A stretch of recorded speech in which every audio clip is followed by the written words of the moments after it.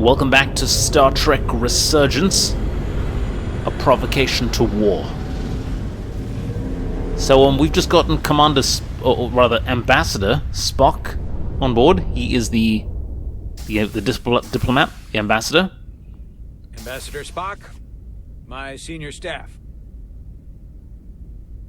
You'll notice no ensigns in there, Star Trek Voyager. I'm looking at you. It's not every day that a captain gets to welcome a Starfleet legend aboard. You flatter me, Captain Solano. But legend implies the past tense, whereas I am very much focused on our present circumstances. I didn't mean to suggest you were stuck in the past. You're right, Ambassador. Well, we need your experience. Choice of words. Your experience comes from the past. But our present situation calls for it. True enough. We were hoping you could fill us in on the details. We got the basics from Starfleet. Two formerly peaceful neighbors are now on the brink of war. Indeed, and the tension between them grows fiercer by the hour.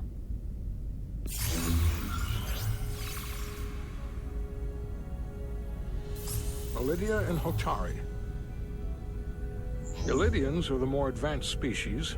They made first contact with the Hotari over a century ago. This is Tau, the Hotari moon. It is rich in dilithium, and for decades, the Hotari and the Lydians have shared a mining operation there.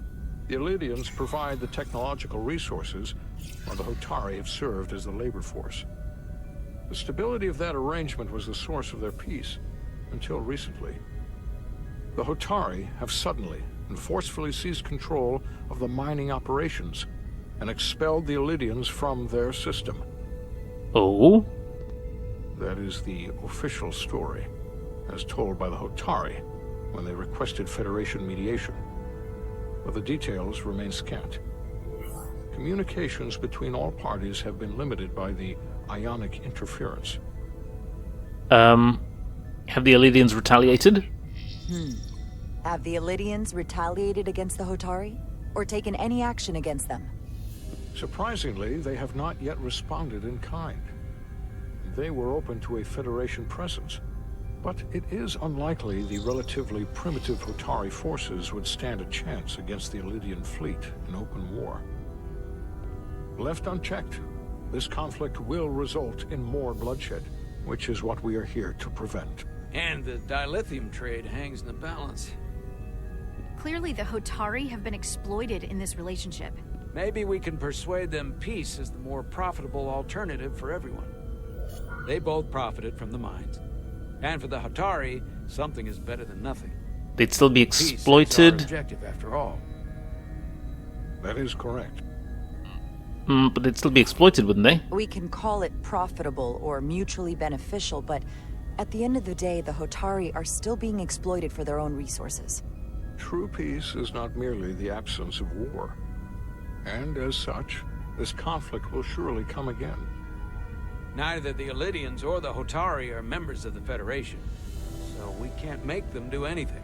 There is an additional complicating factor I should mention. In the past, the Federation has relied on the Elydians as a source of dilithium. That certainly changes things. Yeah, that does. The Federation sources its dilithium from a lot of places. Yeah, and this is one of them. Well, we won't be trusted, will we? That means the Hotari have no reason to trust us. I wouldn't go that far, Commander. We are completely neutral in this matter, on neither one side nor the other. Any suggestion otherwise would compromise our position. Given the Federation's involvement in the Elydium dilithium trade, Captain Solano and I must make every effort to appear neutral in these negotiations. What worries me is if this whole thing unravels, and we're at the mercy of the storm at less than full strength. We can't let it come to that. Considering what the ion storm has done to our ship, and the Ambassador's shuttle, we have to assume the Elydian fleet has had problems with it as well. This recent surge in the energy disturbance temporarily levels the playing field. Commander Westbrook is correct. The energy anomalies around the Hotari systems have been noted in the past. But They have never been observed on the orders of magnitude we have seen in recent weeks. Well, this buys us some time, surely. If it's keeping the two sides talking instead of shooting at each other, that actually helps us negotiate a peace. And we'll take advantage of that as long as it works in our favor. And when it doesn't? All the more reason to learn as much about it as we can while we are here. We do not want to be caught unprepared, should the energy anomaly continue to fluctuate. So I trust we understand our circumstances. We're operating on a strict timetable here, and we're going to be leaving for the negotiations shortly. Commander Westbrook, I want you to leverage our systems to investigate the anomaly from here while we're gone. Aye, Captain. Thank you all. Dismissed. I want to speak to both of you privately. Okay. Ambassador Spock, I'd like to make a formal introduction. My first officer, Commander Jara Rydek. Commander, as you are aware, there are limits to what Captain Solano and I can do in our official capacity as representatives of the Federation. But someone in an unofficial capacity, your first officer, for example, would not be bound by those restrictions. Commander Rydek could ingratiate herself to certain parties behind the scenes, where they may be more candid in revealing information that could lead to a resolution. She certainly goes her own way. Maybe that helps in this You mean case. like go in as a spy or something? Would be unconventional, but I'm not opposed to it. I mean, I suppose we'd be on it, wouldn't we? I'm honored to be included in the negotiation process. You're not just included, you are instrumental. Well, I hope Commander Rydek will have more luck finding out what really happened than we will through official diplomatic channels. The fate of the negotiations, the interests of the Federation, and the prospect for peace may very well depend on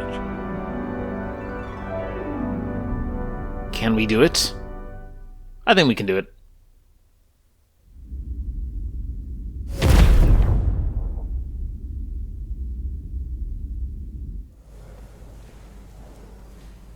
Navigational complexities.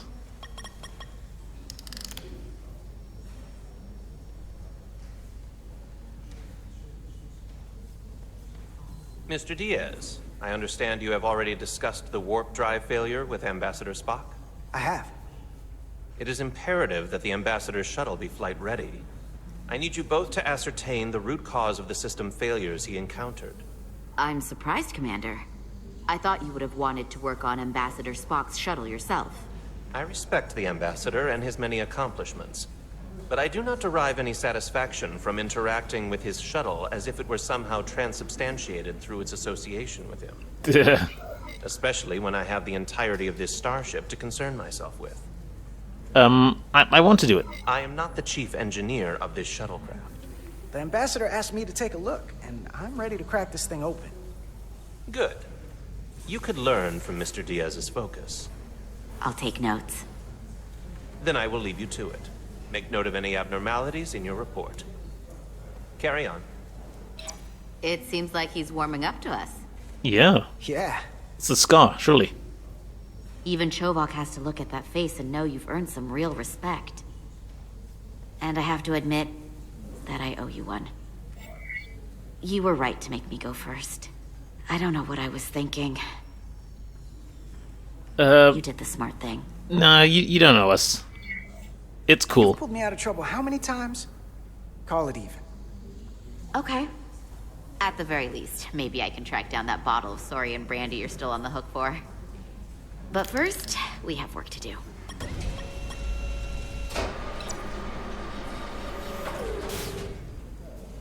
Ready to go? All set. Let's run the diagnostic. Okay, diagnostic at time. A clock. What are we... Okay. Here?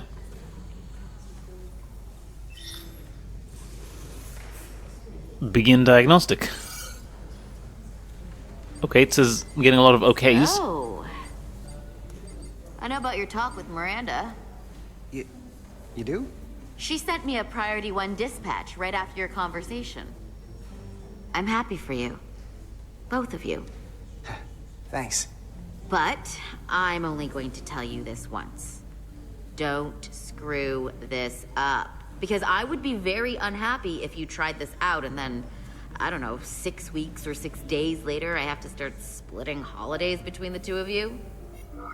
All because things went south and you're not on speaking terms. That just isn't gonna work for me. Oh, are you upset? And I know you'll respect that. Are you upset? Not on your life, Diaz. But you need to be careful. I like my friends and I like our group. I don't want to lose that. Is that thing done? Yeah, it's wrapping up. Let's see. The relays along the primary EPS are blown. The backup relays are all intact. An EPS overload from the warp drive could cause that. But how did the shuttle end up dead in the water? Huh. Well, maybe the ship's data recorder can tell us something.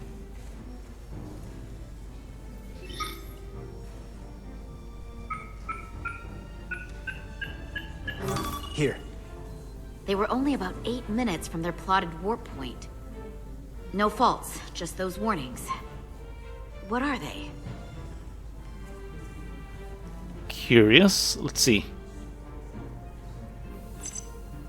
Warp field inversion. Warp field became inverted suddenly. I've seen this happen when the center warp coil cracks. A cracked warp coil throws a fault code. Still, we should take a look. Okay, what about this one here? Warp cascade failure. There was a complete warp cascade failure. Wow. They're lucky the shuttle didn't turn inside out. Makes me think the computer panicked on the warp field equation.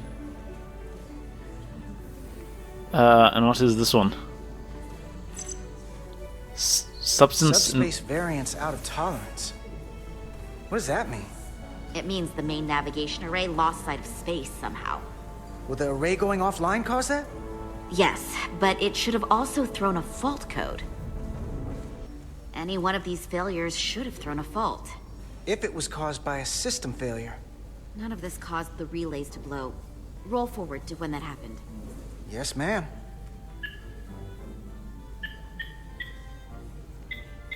So here, they take a moment to get their bearings and they attempt to re-engage the warp drive. There. That's the relays blowing. And look, there's another warp system alert. So it's clearly when they enter that section. They're all the same. Subspace variance out of tolerance, or warp inversions. Finally, there's a complete warp cascade failure. Then it's one of two things.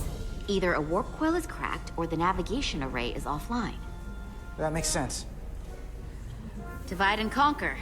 You want to check the warp coils or the navigation array? I'll check the other. Let's not overcomplicate this. One of these systems is likely broken. I'll check the... go on. Warp coils, why not? I'll check the nacelles for a cracked coil.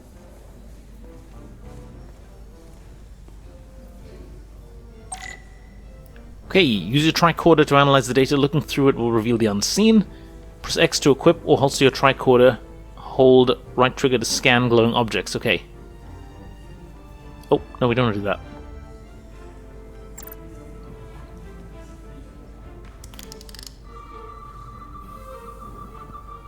Okay, so this is the nacelle. Just looking around. Are we seeing anything bad? No.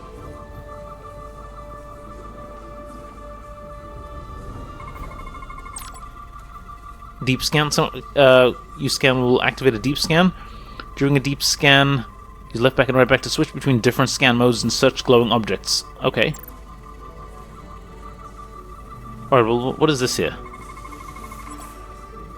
Static field. In the standby state, warp coils produce a residual electromagnetic field. No deviations detected. Okay.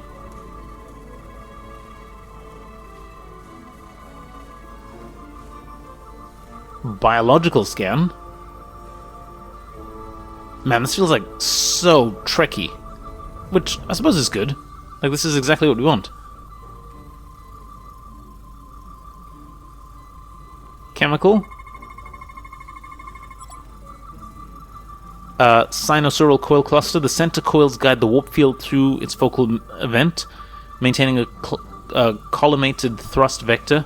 No fractures detected.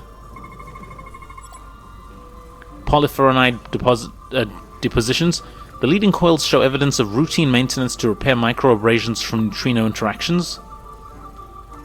Okay. Okay, well, I'm not seeing anything there.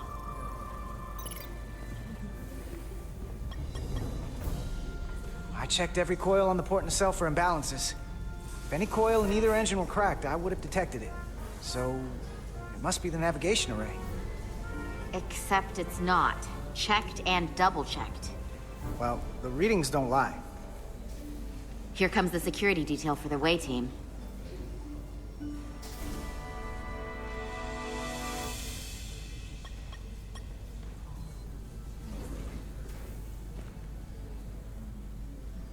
Hey. I'm not here. Yeah. We're escorting the negotiating team to the surface as soon as they come down from the bridge. I don't want to interrupt some important work. I was just hoping to see you before I go. The captain and the others will be here any minute now.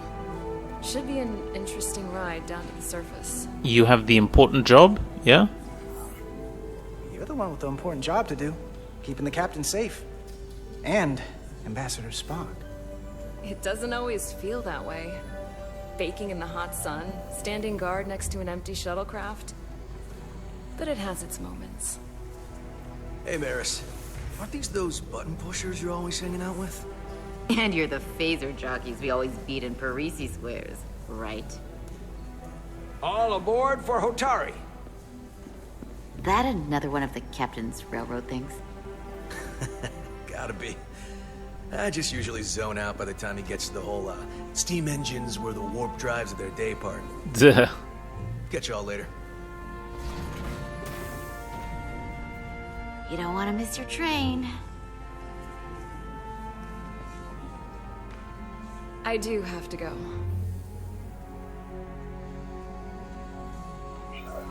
Not gonna lie, I'd rather not leave right now. Do we kiss her? What do you think? Things on my mind. Go on.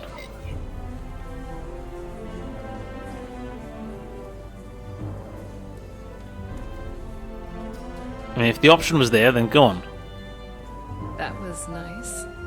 Yeah, it was. Save some of that for when I get back. You've got a deal.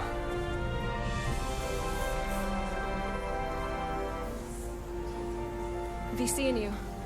Oh man, I really hope she's not a red shirt. I mean, I know she's not wearing a red shirt, but I really hope that she doesn't get the red shirt treatment. For any of you who don't know what the red shirt treatment is, If you could float back down to reality, we still have a ways to go. in a Trek, there's a very famous... Alright, where were Well, actually, I won't tell you, because So she warp might get the coils red and shirt navigation treatment. array are fine, but the nav computer doesn't seem to think so. I'm out of ideas short of field stripping the shuttle from bow to stern. You wanna take this out of the shuttle and throw it on the bench? Oh, real hands-on maintenance. I like it. Okay, the nav computer is patched into the ship. The ship's computer can double-check our work.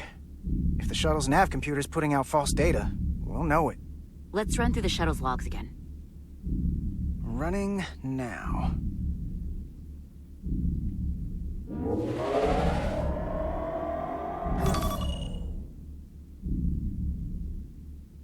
Same. Warp field inversion and a cascade failure. However, the Resolute computer doesn't show the same subspace variance. We're in the same conditions that the shuttle was in when it failed. Why wouldn't the ship's computer get a matching result? What if the subspace variance was a momentary occurrence? That's a possibility, and it would explain why the simulation under our current sensor readings failed to reproduce the issue. But a subspace anomaly strong enough to cause a warp field collapse would leave graviton ripples for days. Let's run with the momentary subspace variance theory for now. Roll forward to the shuttle's attempt to re-engage the warp drive. We need the conditions of space around the shuttle at the moment of warp failure. Resuming simulation. Okay, let's go.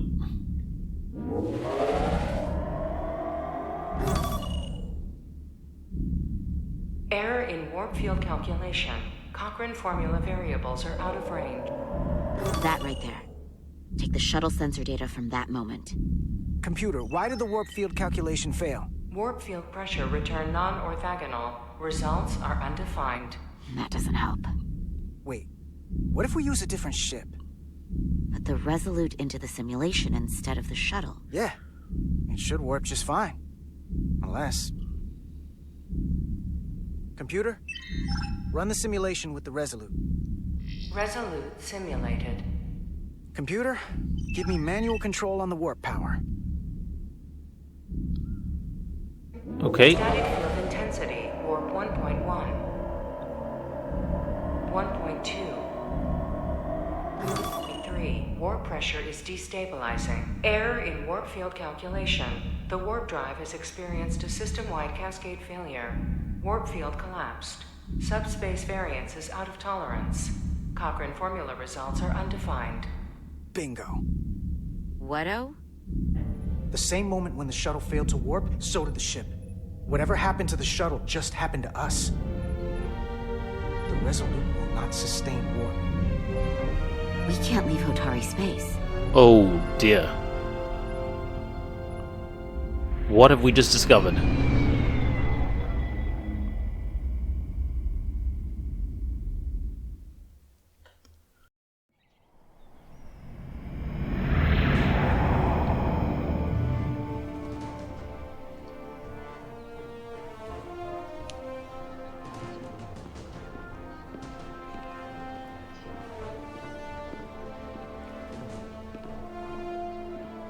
Seat of power.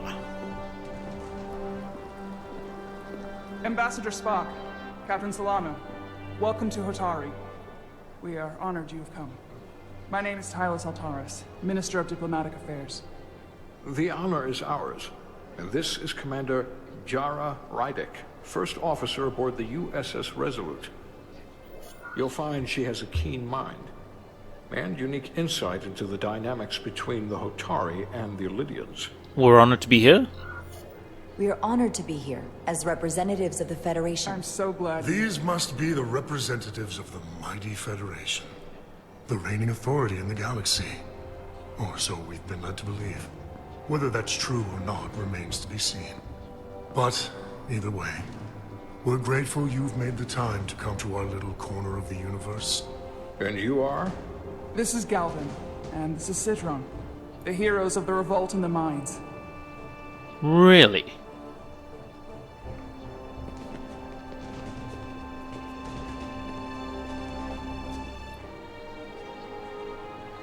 Let's hope this is the last time we ever have to come here. If you'll excuse me.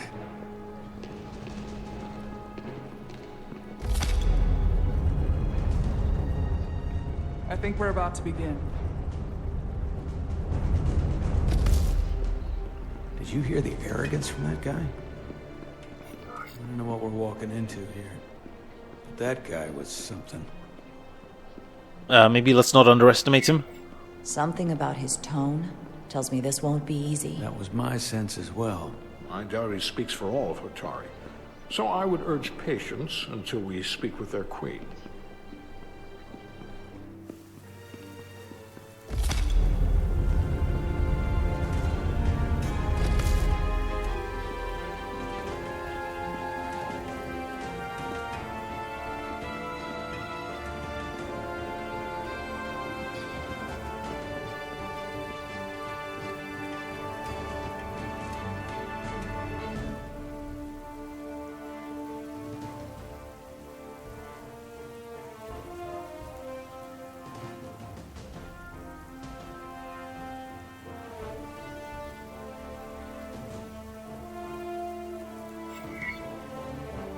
Show deference.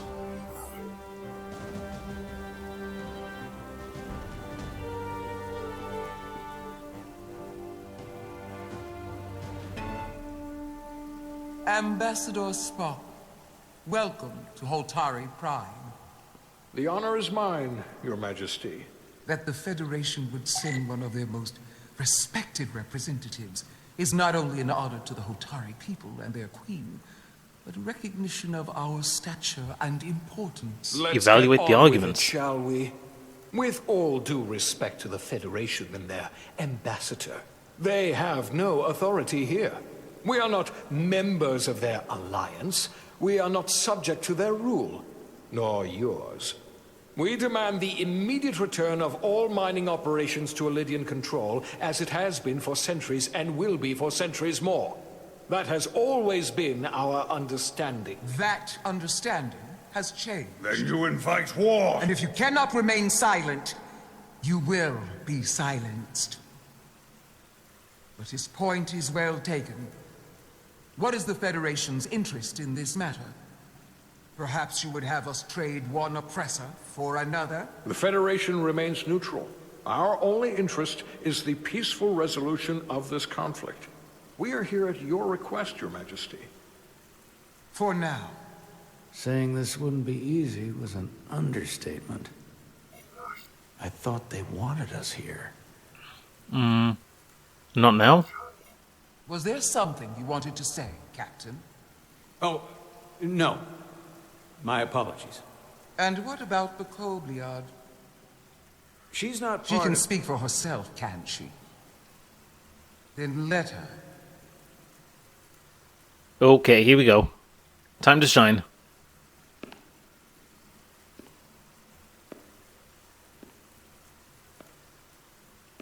Whatever we say better be, like, awesome, looking at the build-up we're getting.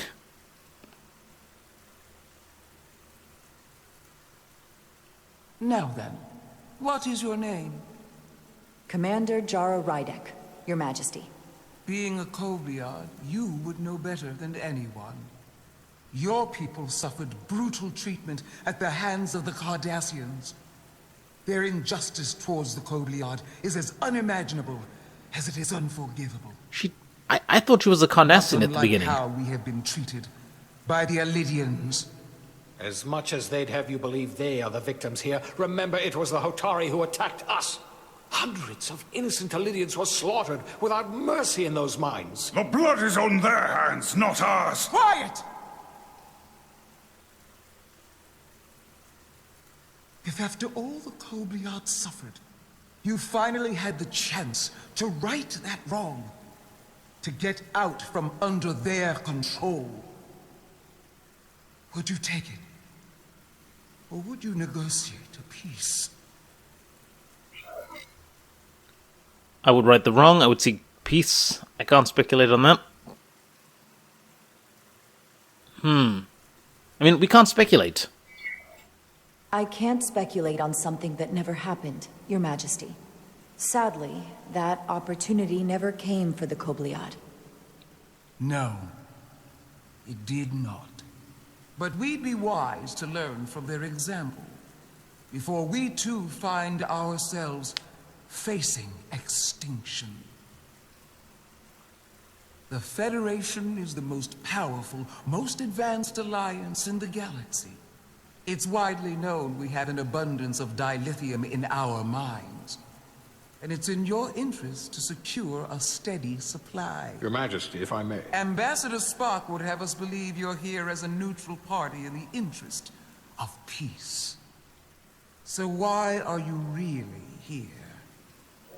I want the truth, not your Federation rhetoric. We only want peace? That has to be it, right?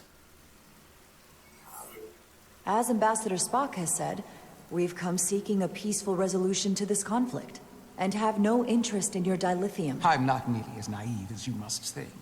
The Federation has done business with the Elydians for decades, which makes me question your motives. What they haven't said, but cannot deny, is a simple truth. The dilithium trade would not and will no longer exist without Elydian involvement. We created it for the benefit of everyone, especially the Hotari. We've given them warp technology. We've let them share in the profits. We've made their lives infinitely better than before dilithium was discovered. All of that goes away if the Federation turns a blind eye to their treachery. That is enough of your lies! The Hotari are quite capable of running the mines. We've done so for centuries.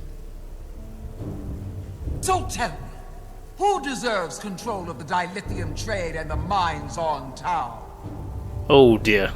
Okay. Who should the Federation recognize? It can't just be this binary, can it? Hotari or the Illydians? Oh, come on. For real? Only be one or the other, not both. Oh, come on. Oh, God. Hotari?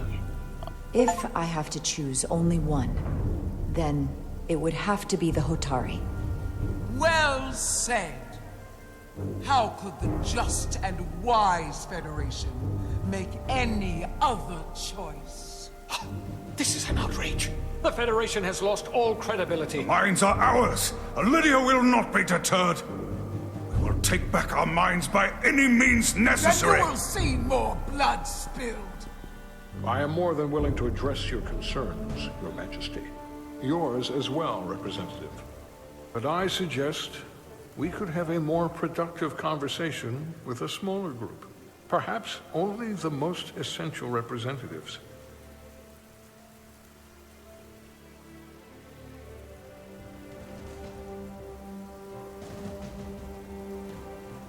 I suppose there is some sense to that.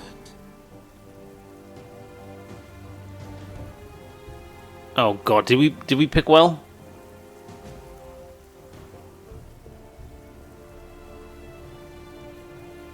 I hope we meet again, Jara Rydek.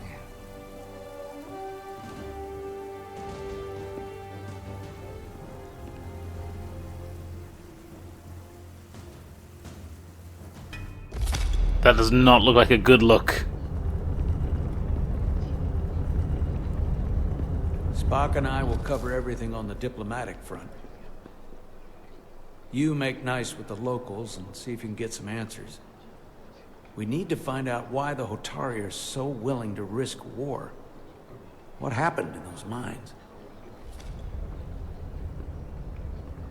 I mean, I feel like no matter what choice, like what we had, I feel like no matter what we would have chosen, like it would have been bad.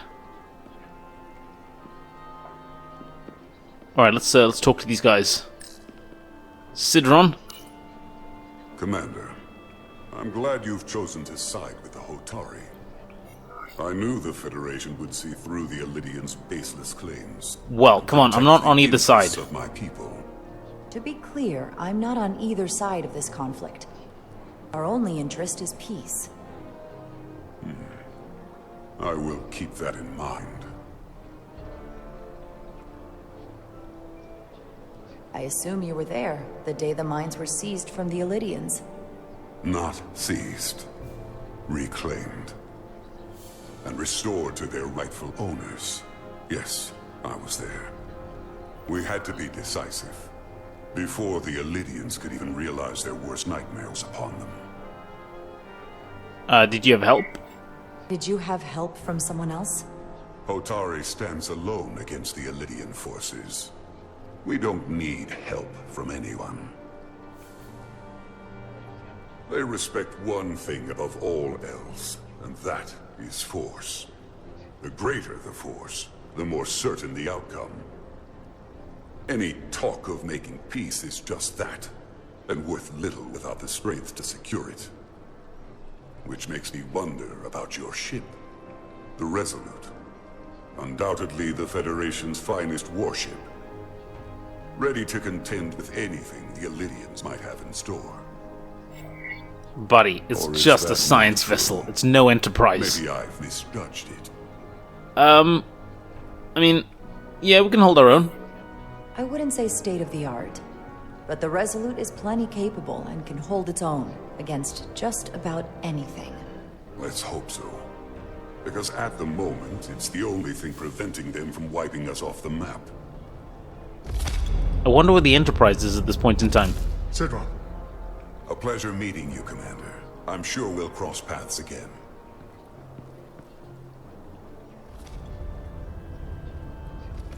Oh boy. Oh boy, oh boy, oh boy. What is this here? appreciate the water. Soothing. Okay, let's talk to one of these guys. Tylus. Commander Rydek, I'm encouraged to see the Federation supporting my people. I'm afraid of what might happen without your help. I'm glad to hear that. Thank Ambassador Spock. I'm glad to hear that. I'm glad to hear it. I just hope you're not the only one who feels that way. I apologize for that. These are unusual times, to say the least. Much is changing. I saw you speaking with Sidron, our national hero. I'm curious, what did he say? He seems to be of the opinion that negotiating for peace is a waste of time. Because force is the only blunt instrument he understands. He's a miner, not a diplomat. For the first time in our history, the Hotari have the upper hand. We see ourselves as strong instead of downtrodden. New voices have risen up. Old voices shouted down. Galvin and Sidron have become national heroes. Now, they have the Queen's ear. Better or worse, depending on your perspective. You don't trust them? I get the sense you don't exactly trust them. I don't trust their instincts, which are leading us to war. My fear has been that the Illidians will launch an attack and crush us. You've seen their starship, no doubt.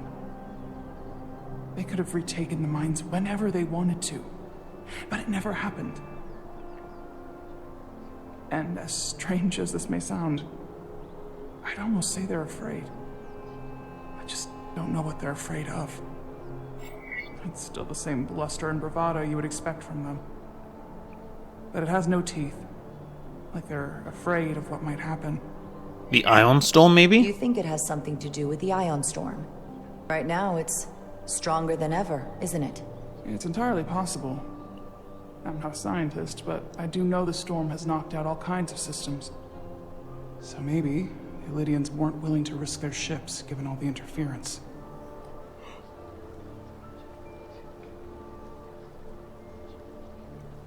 Since the day of the revolt, Galvin has seized control of the mines and restricted all access. No one's allowed without his personal authorization. And they've taken over a section of the palace with just as much secrecy and security. I'm told it could be something they brought back from the mines. Oh? I've made inquiries, but everyone pretends it doesn't exist. I Well, strongly suspect they're hiding something. what is it? What do you think it is? I've heard rumors it's some sort of ancient artifact, but I haven't seen it myself. How can we know?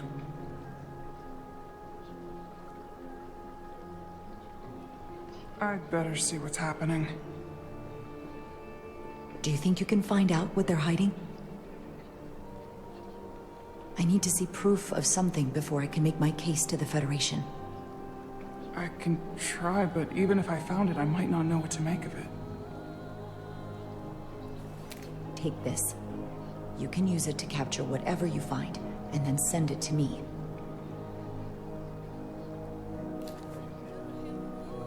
Thank you. Do they know how to use tricorders? I will let you know what I find. And I look forward to our meeting again. I mean, if you just give like a smartphone to someone in the Amazon rainforest who's never used a smartphone before, will they know what to do? I figured in the interest of fairness, I should offer another perspective. Of course. I'm probably not telling you anything you don't already know, but these negotiations rely on the Federation's neutrality, as does any hope you might have for a supply of dilithium in the future. So, why you would choose to side with the Hotari escapes me. Dude, I was put on the spot. Without Illidian involvement, there is no dilithium trade. I mean, clearly you weren't aware. We remain neutral. We are and will remain completely neutral. Our only interest is the peaceful resolution to this conflict. As is ours. Of course, the question is, at what price? Major Salit Arminta, Special Attaché, Illidian Armed Forces. Pleasure to meet you, Commander. I have my issues with the Hotari, but I have to give them some credit. They know how to seize an opportunity. Inciting an uprising the same day as a massive, once-in-a-lifetime ion storm. Our assumption was that this storm was just an anomaly. Yes, a very convenient anomaly. At least, that was what we were told. Of course, I wasn't there. But who am I to say otherwise? What really happened? Something tells me there's more to the story. So what really happened? Well, the official story is that it was the storm that enabled the revolt. How else do a bunch of unarmed, unorganized miners seize control of an entire moon, much less thousands of mines? But I've talked to people who were there. They tell a different story. They say they're lucky to have escaped with their lives. That it was more than just the storm. That somehow the miners were able to harness the energy from the storm. I know it sounds crazy. I'm not even sure I believe it myself. But that's what they said. That helps explain it, maybe? You just answered your own question. How do a group of miners do something that in theory can't be done? That's how. Harnessing the storm. But even if it's true, how does that even happen? You tell me. If you'll excuse me, Commander Rydek.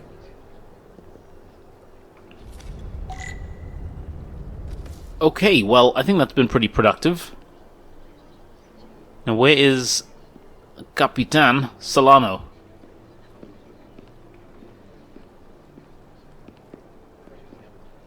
Is he back in the main room?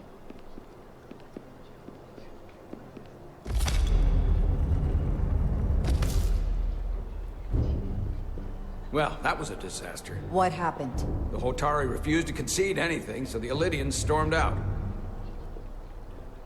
The Hotari did not invite us here as peacekeepers. I hope your efforts were more fruitful than ours.